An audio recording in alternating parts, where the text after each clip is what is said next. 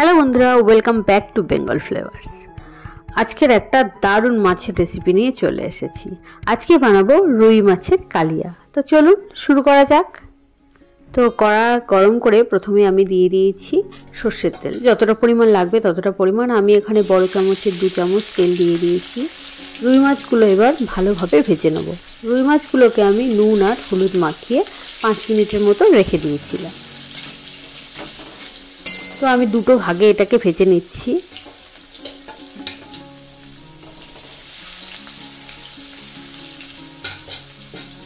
মাছগুলো মিডিয়াম আছে আমি এপিট ওপিট ভালোভাবে ভেজে নিয়েছি। দেখুন মাছগুলো ভাজা হয়ে গেছে।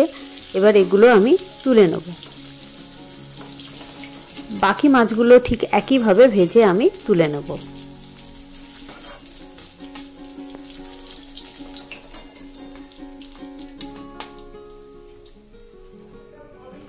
ওই একই কড়ায় যেটুকু তেল আছে তার মধ্যে দিয়ে দেবো একটা বড় সাইজের পেঁয়াজ কুচি। আমার এখানে 6 পিস মাছ আছে, সেই অনুযায়ী আমি একটা বড় সাইজের পেঁয়াজ এখানে দিয়ে দিলাম।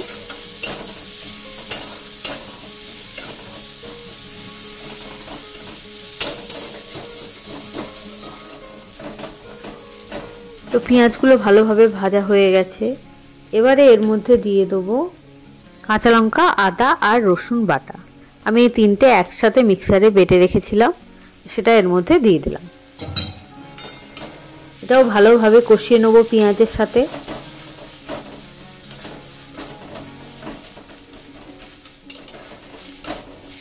তো এটাও ভালোভাবে কষানো হয়ে গেছে। এর মধ্যে এবার দিয়ে দেবো টমেটো। তো এখানে ছোট একটা টমেটো আমি সরু সরু করে কেটে রেখেছি, সেটা এর মধ্যে দিয়ে দিলাম। এর মধ্যে এবার দিয়ে দেবো পরিমাণ মতো লবণ। এই সময় আমি লবণ দিই যাতে টমেটোটা তাড়াতাড়ি সফট হয়ে যায়। তো যতটা পরিমাণ লবণ লাগবে ততটাই আমি এখানে দিয়ে দিচ্ছি। আর লাস্টে একবার চেক করে অবশ্যই দেখব যে ঠিকঠাক আছে কিনা।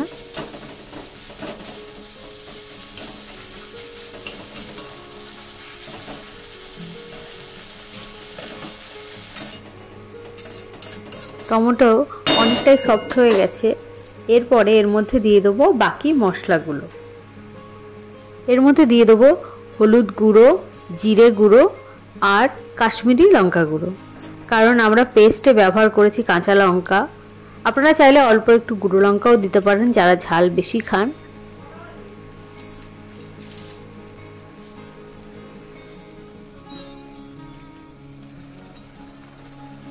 এবার মশলাটা কষানোর জন্য দিয়ে দেবো অল্প একটু গরম জল, নাহলে মশলাটা ধরে যেতে পারে, তাই হালকা একটু গরম জল এর মধ্যে দিয়ে দিলাম। এটা এবার খুব ভালোভাবে কষিয়ে নেব। দেখতে পাচ্ছেন তেল ছাড়তে শুরু করেছে। এর মধ্যে দিয়ে দেবো 2 চামচ মতো পোস্ত বাটা। এটাও খুব ভালোভাবে কষিয়ে নেব।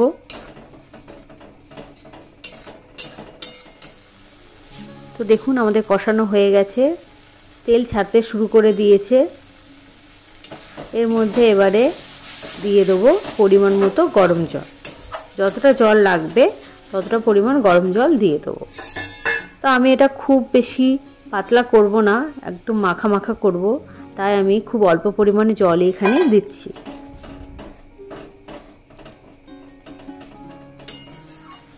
ঝোলটা ফুটতে শুরু করেছে।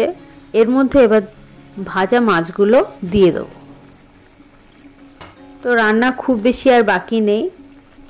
ভালোভাবে এটা ফুটে গেলেই আমাদের রুই মাছের কালিয়া রেডি হয়ে যাবে।